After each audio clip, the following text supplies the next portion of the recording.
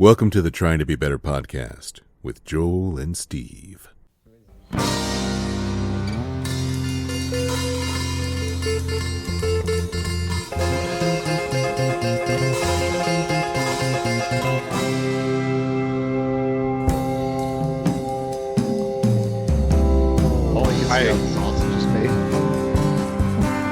We've got a guest in the room, although she didn't really sign up to be a guest on the podcast.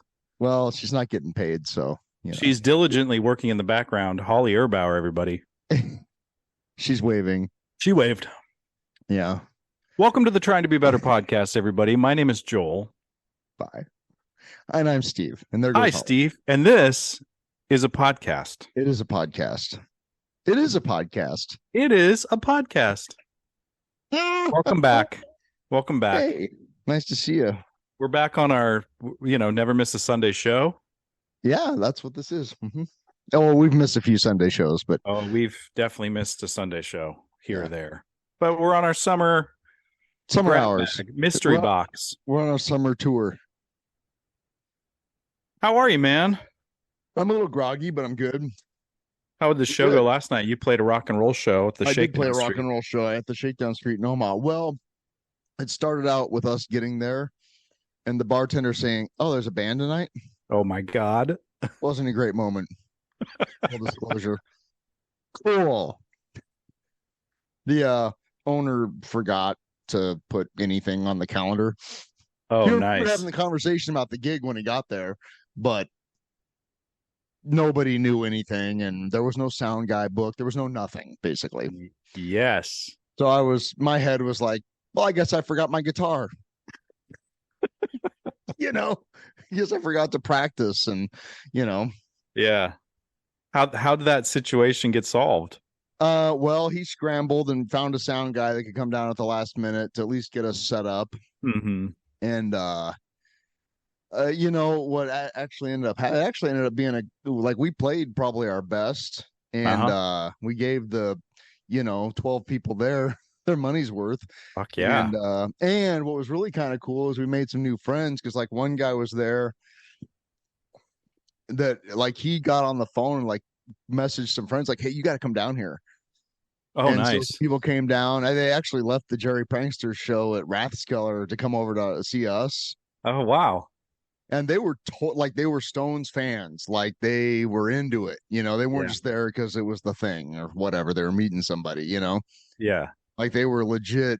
Like we like the songs, like the deep, because a lot of times people are like, "Oh, I kind of remember that song. I like it." Yeah. They're like, no way, they're playing fucking Monkey Man. I mean, they were like down, Yeah. We slayed for them. We played our little hearts out for the 6 of them. Nice. Yeah, I mean, it ended up being a really good time.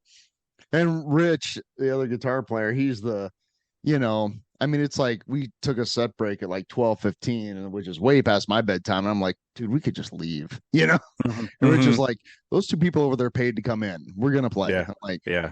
Okay, you're right. You're right. Yeah. So yeah. Set break fun. At midnight though. That's intense. Well, we started late because at like 9 o'clock, our sound guy was still trying to figure out the soundboard because he'd never used it before. Yeah. So yeah, it's a long way to the top if you want to rock and roll. Well, I'm glad it ended up working out. Yeah, it was fun. I don't know if I don't know if we're getting paid. I don't know. Whatever. You played the music, man. We showed up and we did our end. So, and we did it really well, actually, too, if I do say so myself. So that's only rock and roll, man. That's what I'm saying. Well, that's good. It's a rough business. God damn it. Speaking of rock and roll. Yeah. How's re-entry been from the Folsom shows, man? Let's get into it. This is a full disclosure. Steve already showed up. He sent me the link to this, and this podcast is already named. We're going for it. This is going to be, we're going to exhaust every moment of the Dead and Company experience that we can. So if you're not into that, here's the exit ramp. Right. But maybe you should stick around and just stick around. Yeah. Poke around. It's going to be interesting. Yeah. Maybe. So you sent something to our text thread that I found to be pretty alarming in a good way. What was it? I don't remember. You said something like after the first night Oh yeah, of the because you Folsom guys shows, weren't there. we weren't there. You said Yeah. something along the lines of, and I might get the wordage wrong, that was the best dead live music I have ever Long seen. time. In a really long time. Yeah, first night was amazing. It wasn't like, I mean, my Dead and Company experience, and here's where the detractors can go, see, I knew it. I mean, Mickey Hart aside and Mayor, but it was like, oh, that was nice. It was a nice night with the Grateful Dead. That first night in Boulder was awesome. Yeah. Across the board. Yeah. Jaw dropping. And I've seen, I don't know how many 100 of these concerts, the last 33 years or so. And it was awesome. And it was everything that it met the mission statement for this tour, which was to go out on a high note. Yeah. Across the board. There were no moments of like, well, I'm going to go take a leak. I'm not going to miss much here, Yeah. It happens sometimes, Yeah. It was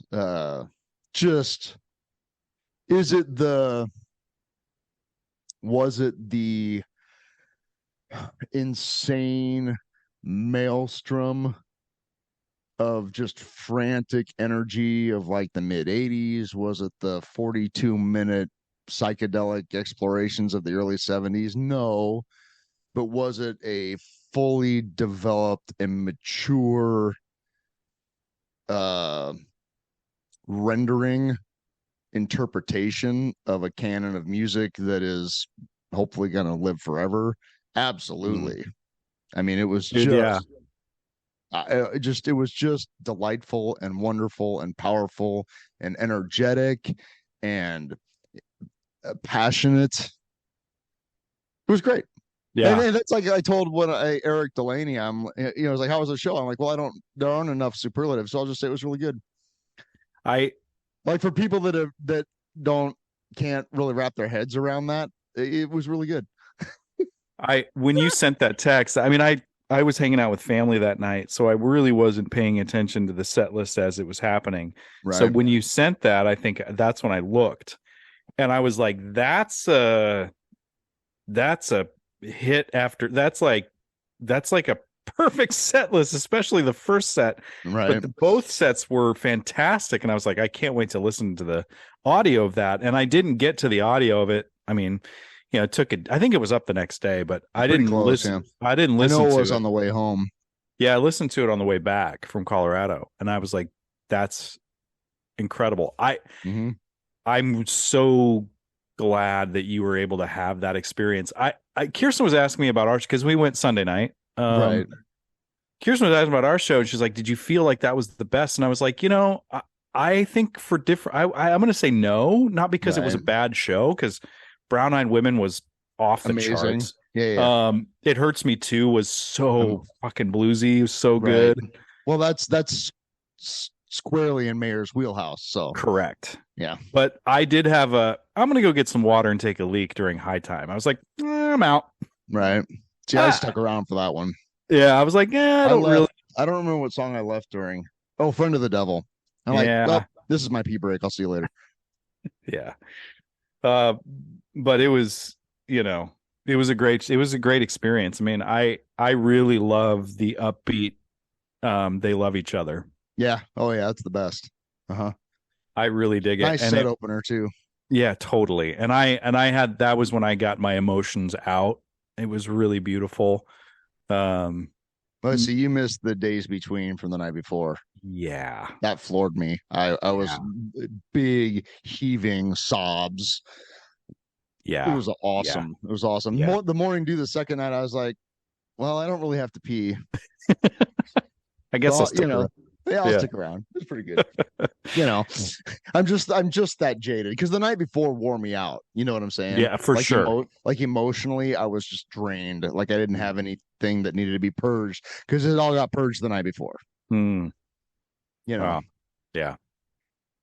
Yeah, I had my moment. I had my moment where I, and I've talked about it here and I've talked about it with you. And I've told Kirsten, like, make sure at some point tonight when you feel like you're a little lost, just slowly scan the entire crowd and just take in the vibrational energy of all of these human beings kind of into the same thing. And it was, that happened to me during They Love Each Other. And it was like, all the weirdness of, getting into the show and getting the thing and all that. And the darkness of the hiss of the nitrous tanks afterwards. Like for this moment right now, human beings really do want to love each other. And I was like, oh, wow. Just crying my eyes out. Oh, that's nice. It was nice. It was nice. That's cool. Yeah. It was good, man. And how cool was it to see Mike from Guest of the Year? Dude, that was great. Thanks for.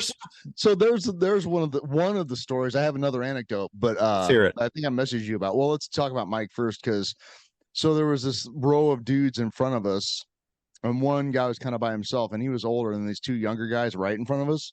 But I was talking to the older dude. He saw his first show in Meadowlands in '85, so he's older. So we're comparing notes, And they go, hey, have you ever heard of the Guest of the Year podcast game show thing? And the dude right in front of me turns and goes, I was on that. I was like, wait, what? Yeah, his name is Ethan. He was on in December, and he didn't win, but he had a good time. And it was he's super cool dude, and we need to get him on the pod because he's got a great story, and I think he's down to do it. Cool.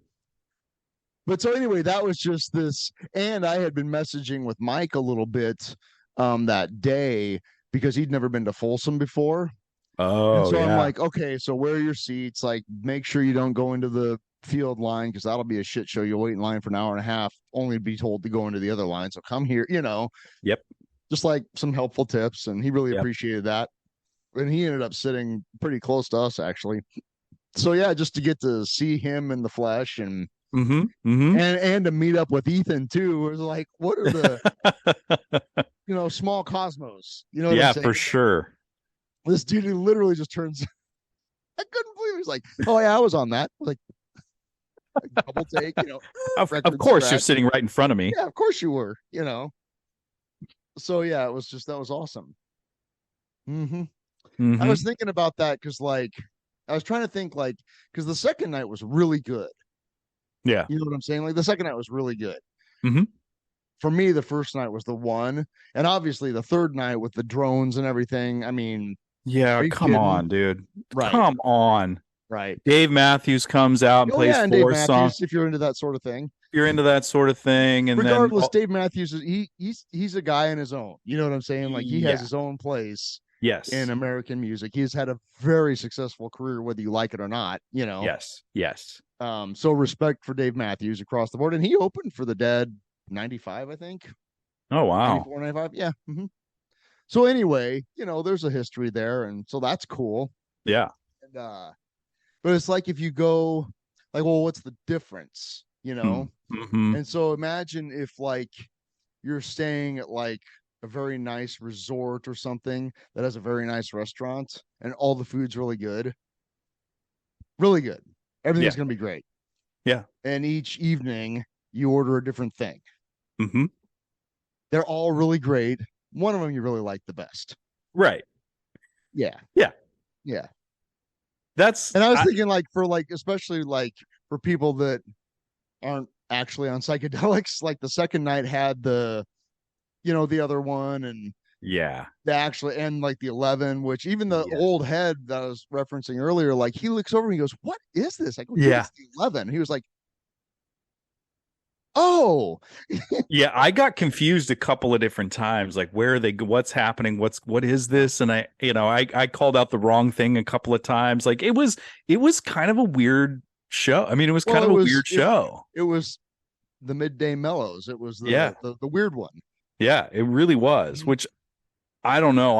I guess I was just tripping on the night before, and I'm like, what else could they do? And then they had lots else to show, and some of it came out of nowhere. The first night at the Gorge, whenever that was, after they did no repeats from Boulder. Nope. Yeah, dude. Yeah, whole new set list.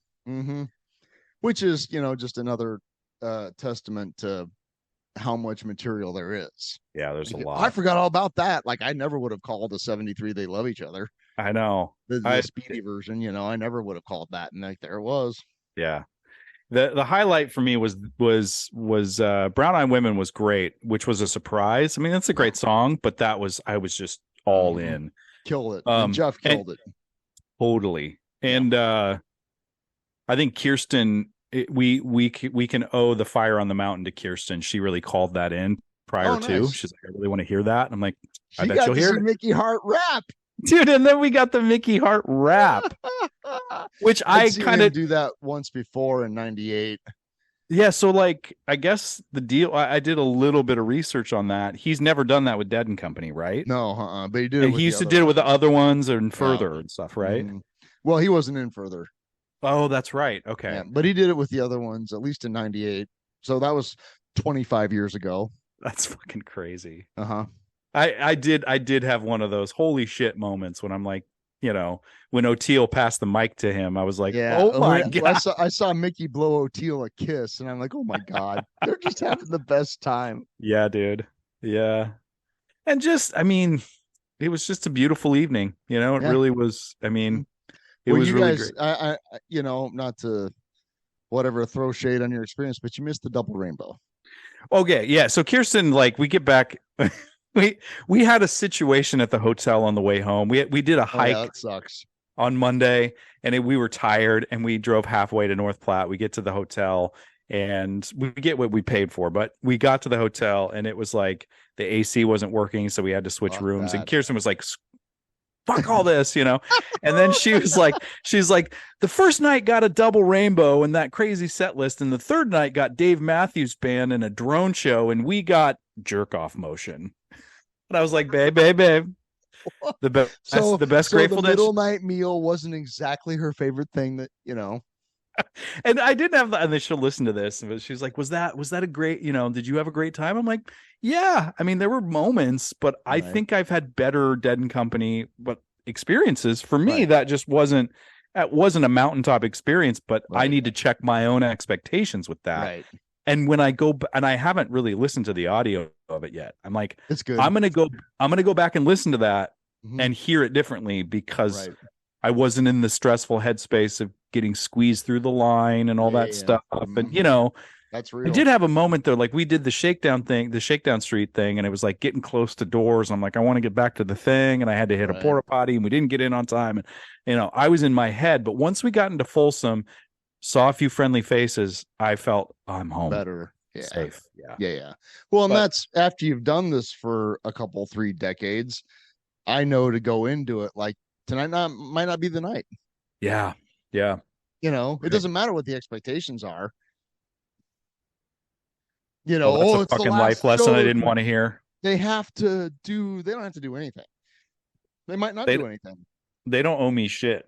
Right. And, it is a little bit, I mean, this unit, this incarnation of, quote, the Grateful Dead is, how do I want to say this? A little bit more refined. I think you said it. Which there's pros and cons there. You know what I'm saying? You said matured. I think earlier, I think that's the great word for this. It's not going to get too unhinged. They got to fit the mold a little bit. They have to hit a curfew. They can't blow it out all night and break all the rules and get all wild. They're not all tripping their balls off, right? They're not all coked up. O'Teal might be. O'Teal very well might be. But yeah, it's going to stay in some semblance of a lane, which I think is nice, Right, to a certain extent. I mean, it has to be a marketable product. Yeah. Right. But that's been true since forever. I mean, they figured that out in like 1969, 8. Like, we can't just be avant-garde weirdness all the time, or we literally will not survive. Right. Like, I love where American Beauty and Working Man's Dead came from. Right. And I rewatched the A Long Strange Trip recently, and I love it's so good. And I love when they're talking about playing the acid test. They're like, we weren't really the band playing sometimes we would get up and play for 3 hours, and sometimes we'd take enough LSD where our guitar strings would turn into snakes, and we'd play one note and call it. Yeah. And so, yeah. But that's where they developed that freedom, was at the acid test, because they could play or not. People weren't there to see them. Mm-hmm. They were just playing or not. Which really comes to a huge apex in the late 80s when they were they had, because of MTV or whatever, became the superstar thing, and that's completely antithetical to how they started in a way. 100%. Yeah, they became, well, the thing that they were trying to not become. Which, it happens to the best of us, I guess. Yeah.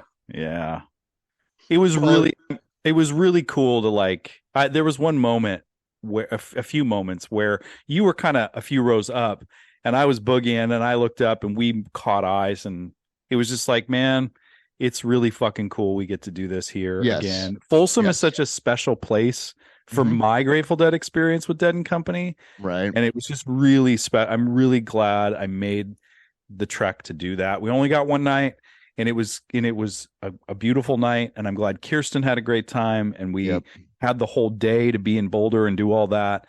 It was just I'm really grateful that we got to do it again. And that's Boulder is Boulder's Boulder. Just as we were walking from our hotel to where Shakedown was at the high school, which was really cool. I had Zillow out, and I was looking at house prices. Mm-hmm. These little bungalows that are 90 years old, $1.2 million. Oh my God. I was like, well, that tracks. It's a very, seeing Dead and Company in Boulder is a very different experience than seeing the Grateful Dead on the south side of Philadelphia. Yeah. Know what I'm saying? Right. Yeah. Very different experience. It's a very different energy. Yeah. What is the difference? I think I know what you're saying, but I'd love to hear it. The Spectrum in Philadelphia was in a very rough part of Philadelphia. Yeah. You know what I'm saying? There are no rough parts in Boulder. Right. Know what I'm saying? It's a very she, and the possibility of actually getting mugged in Philly is pretty good, even in the lot, right? Yeah, right. And just all kinds of, it's like, there's Boulder Shakedown Street, and then there's the version of Shakedown Street that's depicted on the album cover of Shakedown Street. Yeah, right. Yeah. Very seedy, can be very dark, Mm-hmm. A lot of really complicated energy. Yeah, I got it. I think we got a little bit of a glimpse of that. I mean, there was some heads around, there was in that high school Shakedown Street. It was intense. Like there was more there than there was when it was on campus before. I feel like. And because it was kind of dubbed a seller's market, like a. I thought it was awesome. Oh, it was great. Well, it was super great. We were, because Holly and I got there, we got up and we're like, well, let's go check that out, and it's like 9:30 in the morning on Sunday, and it dawned on like, people might not be awake yet. But most of the vendors were set up or setting up, and there was nobody there. Oh wow. Relatively, it was, there was like a couple dozen people walking around. Oh, see, we were there at like 3:30 or 4. And I bet it was nuts. It was nutso. It was great though. One of our old mutual friends messaged me on Facebook because I posted a picture. She's like, "That's the cleanest I've ever seen Shakedown Street." And I just said, "Well, it's Boulder. It's Boulder, and it's 9 in the morning. It's 9 in the morning. Yeah. After a night one show. Yeah. Yeah. Mm-hmm. We also did, but that was really nice, Oh, I'm because sure. Frankly, I'm in a place right now where I don't need to deal with all the other stuff. You know what I'm saying? Yeah, you've paid your dues there. My interest in fending off the dirt surfers and the dealers and all that, I'm like, I just whatever. Yeah. I don't need it, Yeah. It's not what I'm there for. Yeah, that's fair. I'm glad that Kirsten and I got to experience the sort of the wildness. I mean, that was like apex fever pitch, people being there right before going in for tours. And I was so when our friend Matt went with us to Alpine Valley in 2018, there was no Shakedown, no vending, zero, zilch, none. And I mean, it was great to see, but I wanted him to get the circus thing happening. Yeah. Right. To understand, this is a little bit this doesn't happen when Billy Joel plays. You know what I'm saying? Right. Yeah. or whatever, you know, Taylor or Swift. when Although Pearl Jam plays or whatever. right. It's a The very Pearl different Jam, thing. yeah, dude. That's yeah, you gotta that's a bummer he didn't get to have that. That's what I'm saying. I was, you know, what, but I mean, so uh, that to go back to your previous point, like that's I pretty much everybody I talked to, it's like we need to take a moment and acknowledge the fact that we get to do this one more time Yeah. because it's one, you know, I mean, there that whole situation is going to continue, but it's going to splinter out, Mm-hmm. you know. Yeah. We also did we did the cool I kept calling it the Cool Kids Shakedown. Yeah, what was up with that? So that was at what is it? Upstart, I don't know, some brewery in Boulder, Yeah. which is a really cool spot, right? But it was kind of Boulder, you know, the outdoorsy hipster vibe, right? Sure. And there were the Instagram dead designer darling setup, like Mm-hmm. Holy Moly Mischief, who I bought a shirt from. I love that guy, you know. And who else was there? Online Ceramics. There was a couple other vendors there that I can't remember their name. I was kind of bummed that New Springfield Boogie wasn't there. He's the fucking Simpsons inspired. I think he was somewhere Yeah, else. he's Or maybe he great. didn't show up for that. But it was, you know, it was kind of the Cool Kids Shakedown. It was still cool. They had a lot Right. of like Kirsten copped this really cool like 90s crop top thing that Holy Moly Mischief made. Oh, the dead thing, Yeah, it was like the dead in hole. the candy hearts that usually, you know, it's like a play on the whole shirts from the 90s and it said dead Yeah. on it. Super cool. She But yeah, said so when she was talking to me and Holly, I don't know where you were, but I had never heard it put this way, but she said, "Do you know what the wink is on this?" And hmm, I'm like, "The wink?" And she's like, "Yeah, the wink. Like this is actually referencing the whole album cover." I was yeah, like, "Oh, the wink." the That was a really wink. cool way to put that. That's for sure. The What's the wink and the wink? nod, you know. Yeah, Oh, get it. Yeah, that's cool. nice. Yeah, it was neat. Yeah. The wink. But yeah, we did that. That was cool to do. I mean, Hmm. I think they have the coolest lot shirts. It's kind of weird that they're not part of the whole thing, but you know, they do them. Sure. Well, and that's, I mean, there no rules. There's no rules, man. Nope. Mm-mm. Nope. So I texted you like, hey, I got an anecdote for the Yeah, I pod. want to hear that. So Sunday, this is you're gonna laugh, but for my birthday, I got a Starbucks gift card, and Uh-huh. Holly, I wanted some coffee, and there was a Starbucks across the street in the Safeway grocery store, so we headed over there to use my gift card. I didn't pay for it, but whatever. I got it. I'll take the coffee, and um, so we walk in, and there's this guy standing there. What kind of look like he's waiting for his drink, maybe, and Mhm. probably like late 50s, kind of a like a not hipster, but kind of a cool professor type vibe, maybe, you know. Sure. And I mean, the whole area is most people wearing Grateful Dead t-shirts. You know what I'm saying? Right. Like most of the people milling around that section of Boulder in the day were just killing time before the show or whatever. And Yeah. he wasn't festooned at all, you know. And so Holly and I are kind of waiting for the barista or whatever. And I could tell the guy's kind of looking at me, you know, Mhm. beyond just like checking out my shirt. Like he was Mhm. looking at me, you know. And so we ordered our drinks, and I then like made eye contact with him. I'm like, hey, how's it going? You know. Mhm. And he goes, I can't remember what he said exactly, but something to the effect of like, did you go last night? I noticed he's like, I just got in town today. It's obvious something's happening, you know. I'm like, Yeah. yeah, yeah, yeah. I Yeah. said, yeah, we went. It was great. And he said, yeah, I was thinking about going.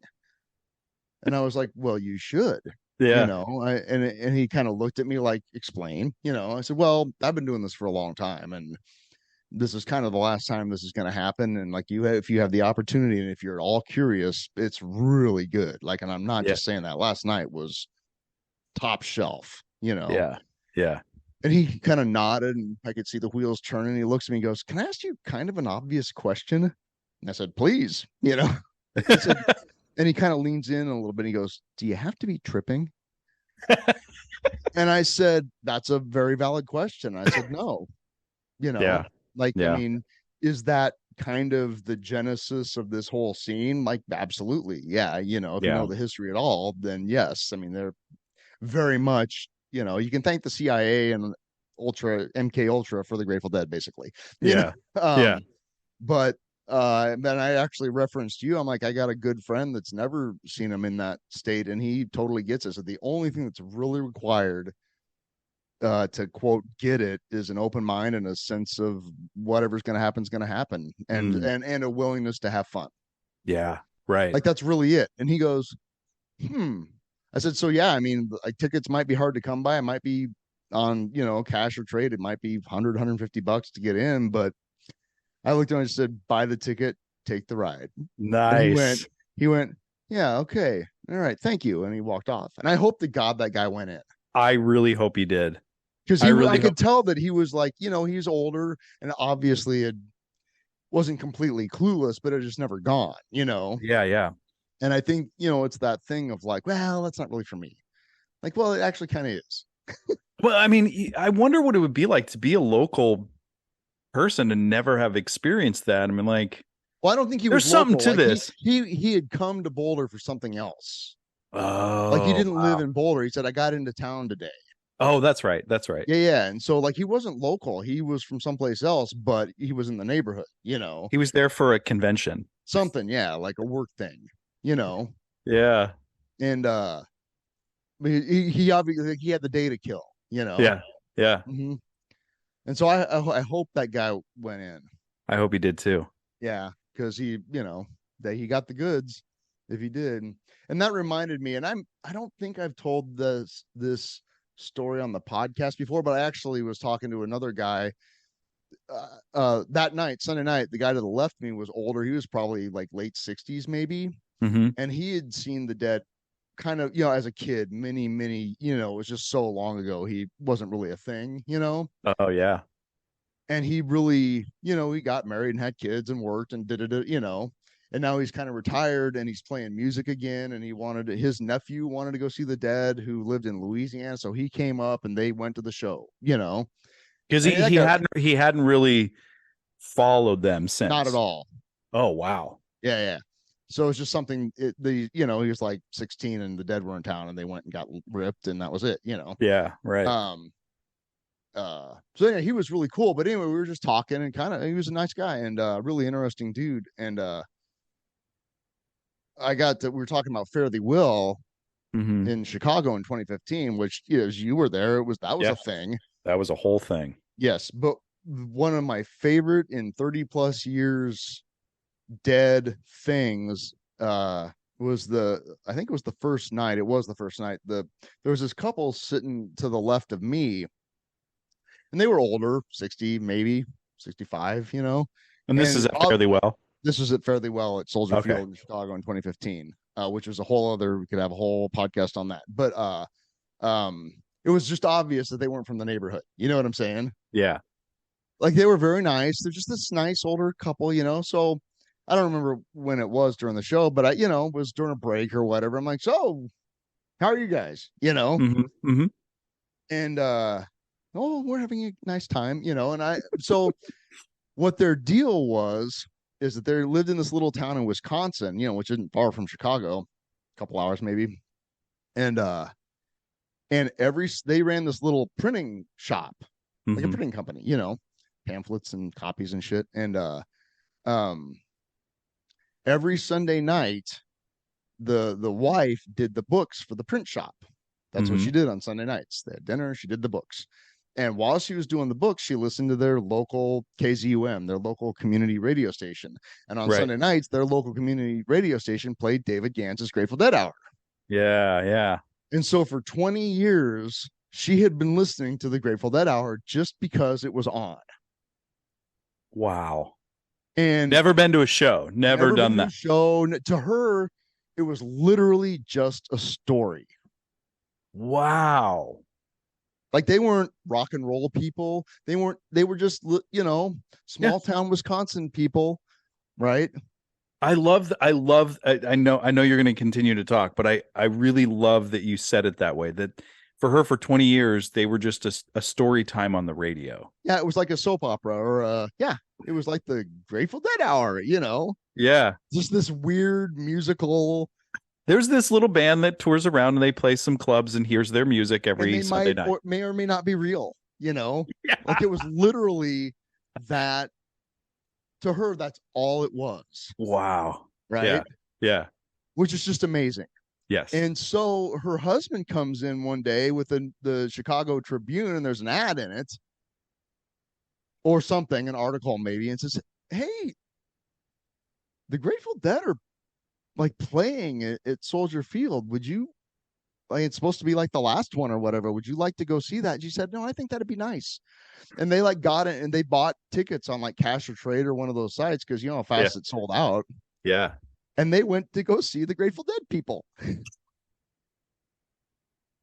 I love that. It was so, and I mean, it was great. You were there, Yeah. They played all the things, and and the guy turned to me at some point. He said, "They used to do this like all the time." I said, "Yeah, for 30 years, like, and more, Yeah. like it's still going on, actually, just not quite on this scale."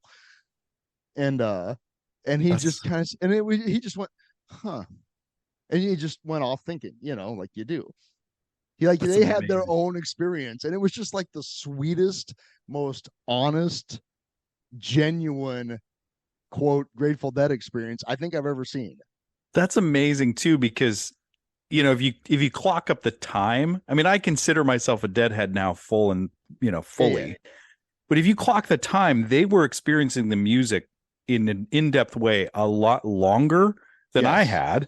Yes. But they had a completely different experience with what that meant. It was the most unique Dead experience, one of the top 5, because everybody has their own experience. Everybody comes through their own path, Mm-hmm. And that's top, like the most, like, well, that's just like the sweetest thing ever. Yeah, totally. And also, it just goes to. Go ahead. I was just going to say, just like it goes to show too, the kind of tentacles of this whole thing, that there is a radio show, or there's the tape traders, or there's the people that really love the studio albums, or the people that have made a whole life out of selling their wares on tour. The people that on the road, the spinners, the people that were convinced God was speaking through Jerry Garcia's guitar, or the people that are there just to get fucking loaded or sell their drugs. It's like bottles. The wharf rats or whatever. It's like this whole thing. The guy, or Jews for Jerry, the Jewish Deadheads community. Totally. Or the deaf Deadheads who they're the best. Who really don't ever hear the music, but have this intense connection with probably more so the lyrics than anything else, because that's and the low frequencies. Well, and Phil Lesh's bass, exactly, or whoever's playing it, right? Yeah, it's like it's a very varied. It's a full, as Jerry Garcia said, the Grateful Dead is a full spectrum experience. Yeah, good and bad, and everything in between. Yeah, man. That's, I really had just a couple moments of, and I don't begrudge this at all, but like there's a whole couple now generations of Deadheads that to Jerry Garcia is just this folklore figure. Mm-hmm. Mm-hmm. And as somebody that stood really close to him a bunch of times and, got my face shredded by him a few times, like that's, I'm on the one hand, I'm grateful that it keeps going on, but I'm also kind of sad that, not sad, it's not the right thing. Like, I don't feel at all like, well, you missed out, you didn't get the actual experience, because I know that's not true, because I know that you've had that experience, and I know our friend and past guest Charlie Shonka's had that experience, and our friend JT and an endless number of people that have had really legitimate, quote, Grateful Dead experiences post Jerry Garcia, right? Yeah. Right. But that's an element. So I don't discount those at all. I think that's bullshit. Right. Yeah. Right. But there is an element of, he was just so cool. He was fucked up and flawed. and just kind of a walking disaster area of a human being, Mhm. but also an incredible artist, an incredible wit, an incredible intellect. Like listen to the most recent season of the Good Old Grateful Dead cast where they're talking about 1973. That guy was so busy in 1973. Let's check up the accomplishments, shall we? The Wall of Sound, an album, a whole slew of new tunes that are still being played to this very day. 3 bands, the Grateful Dead, Jerry and Merle Saunders, and Old and in the Way. So he was playing Grateful Dead music. He was playing funk and soul music. He was playing banjo in a goddamn bluegrass band, right?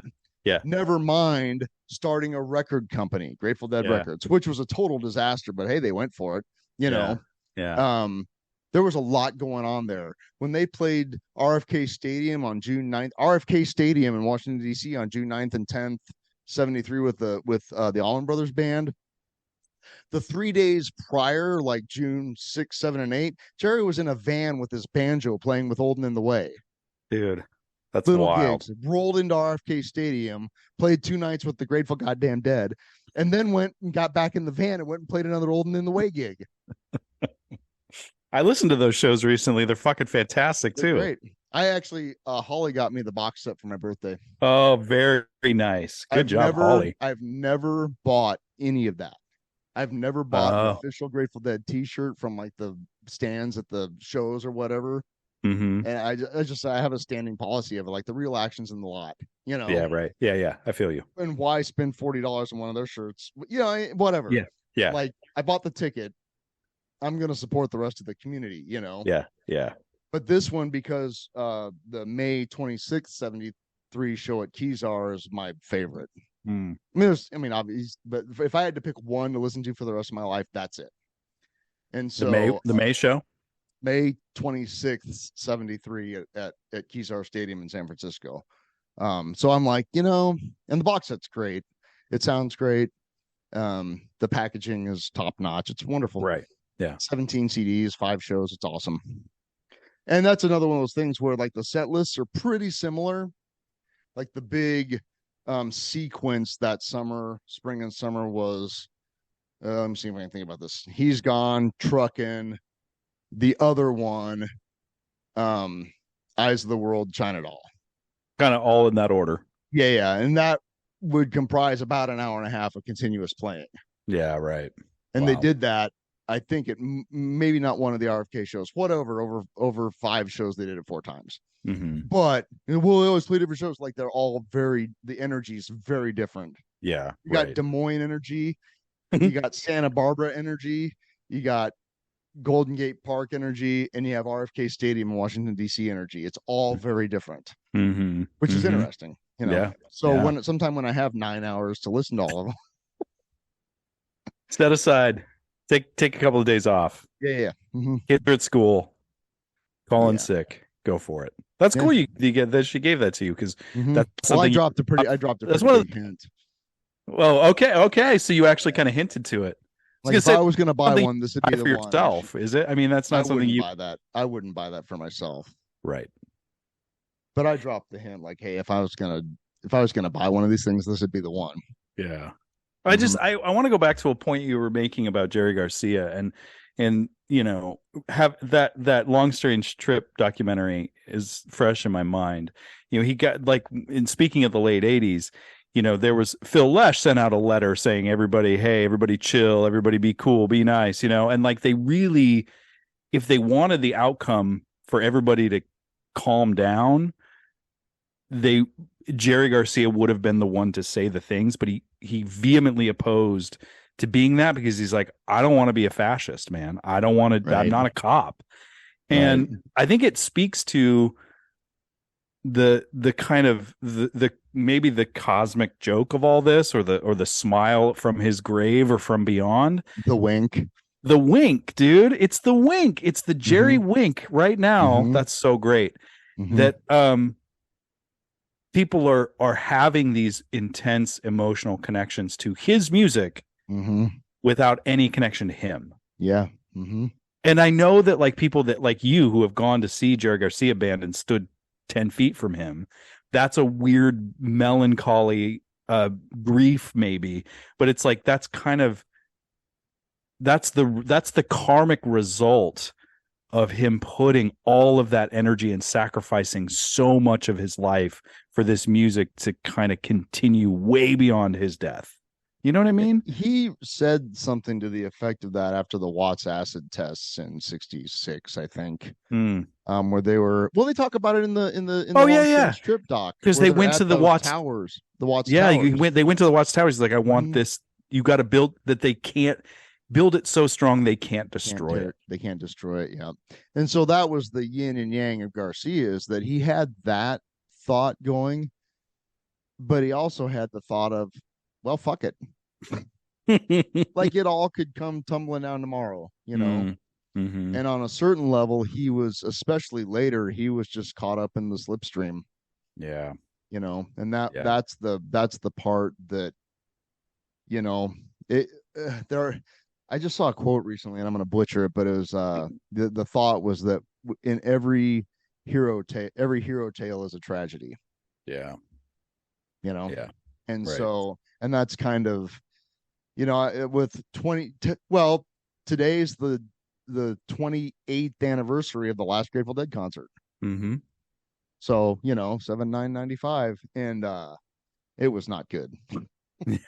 So bad. But it's unlistenable basically.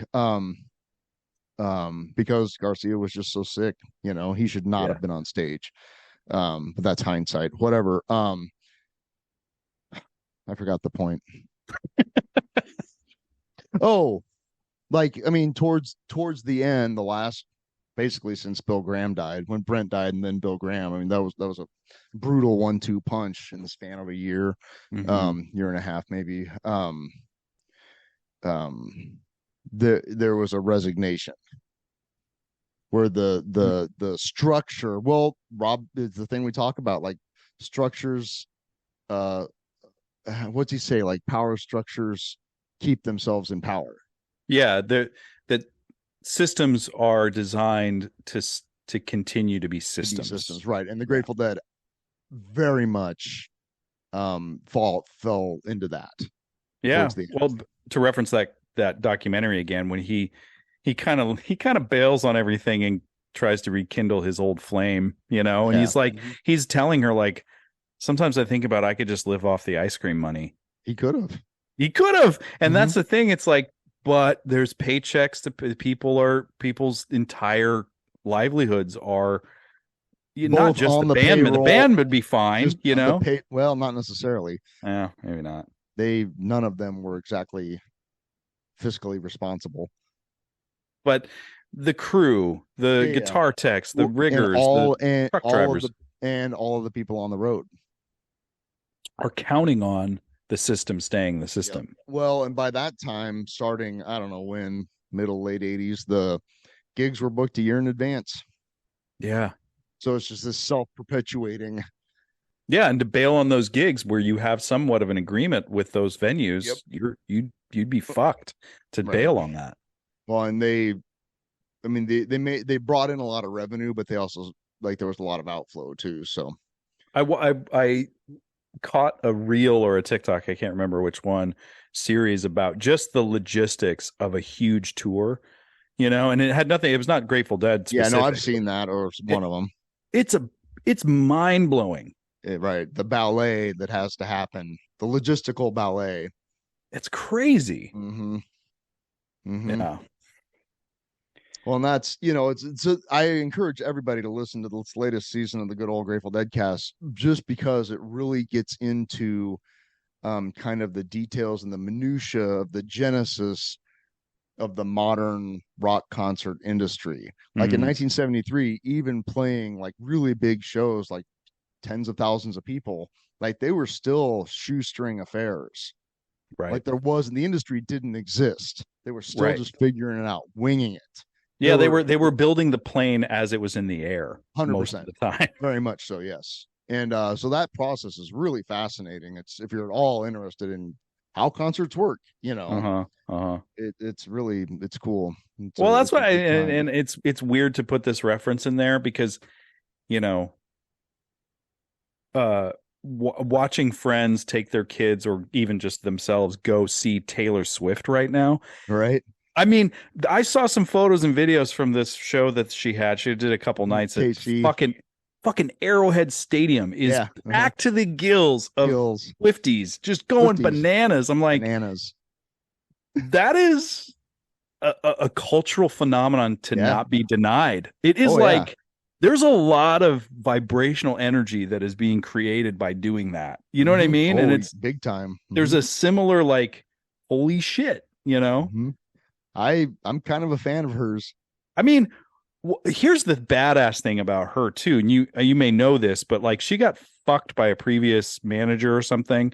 So like her first few albums, she doesn't get any royalties for. So what she did was re-recorded them in the exact same way and put them out as hers. And it's like the Taylor Swift, the Swift version or whatever, her own version in her own words. I don't know what they call it.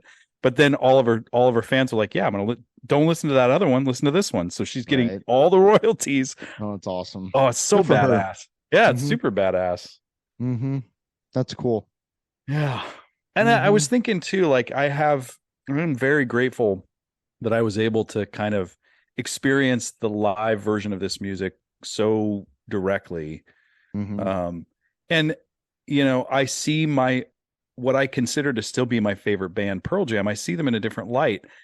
And it's weird to say this because you mentioned Jerry Garcia, and this has come up a few times for me in my mind. I will probably, most likely, live to see one of those core members of Pearl Jam not be around anymore. Correct.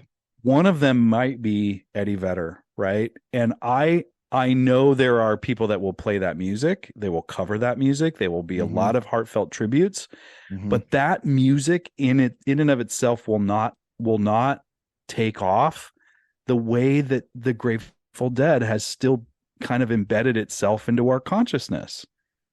It's our fucking unreal. Nobody else's consciousness, just ours. Just ours. Well, and the people that give a shit, you know. Well, I mean, that's the thing. It's like you said, there are kids half my age that are full on Deadheads. And there are contestants on Guess the Year that are like 19 years old and that do pretty good. It's amazing. Yeah. You know what I mean? Think about when like you were in high school or whatever, like the people that were into like, and maybe even more me, but like, the people that were like really into like Led Zeppelin and Jimi Hendrix. Right. Well, imagine being in high school now and being into the Dead and having access to all of the music. Yeah. Right. You know what I'm saying? Like totally. This is, the get off my lawn moment, but I had to know people that had tapes. Yeah. There was no internet. There was no having amazing. Every single show ever played and multiple recordings of it in your pocket. That was not a thing. I actually, this is totally a tangent, but there are no tangents. I actually introduced a kid probably 10 years younger than I am, ahead of me at the Boulder show, to re-listen. Oh, really? I told him about last time, like, yeah, you should listen to it. And he's like, yeah, I don't know how to, I guess I'll pay for it. I'm like, dude, no. I'm like, re-listen app. And I showed him and he's like, and I just opened up the Grateful Dead re-listen, and I was like, 16,000 recordings. I know. I was like, look at all you can listen to whatever you want, and his mind just exploded in front of me. I was like, good. Welcome to the rest of your life, buddy. Right. Welcome to the real world. Today's episode is brought to you by Re-Listen, the Re-Listen app. Only available on iPhone. Yeah, I Googled. I'm like, has Fish ever? I was kind of dipping back into Fish, and I was like, has Fish ever covered the Grateful Dead that I can listen to? Yes. And it was 3 years after Jerry's passing. They played Terrapin Station, and they gave it a valiant effort. I remember that when that happened. That was a nice little nod. Well, did we do it? We did something, man. Yeah, we sure did. I love you, dude. It was nice to love you too. It was kind of nice to debrief on that. And it's always good to, see friends at shows. Yeah. Oh, this was another thing, and I'll leave you with this. One of the coolest things, and speaking of our friend Matt Carter, who was at the show. He had just proposed to his girlfriend. Congrats to both of them. Yeah, big ups. One of the things that I love about being at a show next to him. Well, I got to watch Eric Delaney lose his shit all night, which was really cool. I see that all the time. Yeah, he was great. But one thing I love about Matt, and I hope he listens to this, is that Matt loves the music. Matt loves watching other people love the music. Yeah. That's his kink. He just like looks around. Kink. Yeah, he's like when he watches me lose my shit, listening to They Love Each Other. Like he sent me that file from Re-Listen the other day, just like, hey man, that's cool. I watched you bawl your eyes. I saw that. Yeah. I saw that, man. And it was like, and then I caught him watching other people. He just looks around and gets off on watching other people get off. And I'm like, yeah, dude, that's the best. That's the best. Right on. Yeah. Carter. Love that dude. Yeah. Well, yeah, I'm glad we got to debrief, and yeah. I'm glad we went. I'm glad we got to share that together. Yeah, me too, man. Yeah. Far out. Well, I think we did it. What's next? I don't know, man. What's next is we're going to get Ethan on, and we're going to get my sister on. We're going to get Mike on. I'm going to work on that this week. We got to get Mike on. When we got to book him. Yeah, we'll do that probably after my run ends. Oh, that makes sense. I talked to him about that. Yeah. He was in agreement. Oh yeah. He was like, oh yeah, good point. Yeah, we don't want to cross the streams on that at all. Muddy those waters. Like, eventually, I mean, I hope my run continues a little bit, but I was going to say, maybe we'll never have him on because you'll never be beat. Nah, wrong. It'll happen. Maybe this next time. I mean, even just listening to the latest teams ones, there was one where it was like the Titanic grazed the iceberg. You know what I'm saying? Yeah. So, gotta play the game though. That's right. Yeah, we'll have him on after whenever that is. Cool. He's a super nice guy, super sweet dude, and yeah, for sure. Really, it's just the coolest thing that he's doing. So yeah. Word. That's it. I got nothing else. Me either, man. It's great to see you. Good to see you. All right, buddy. Love you. Love you too.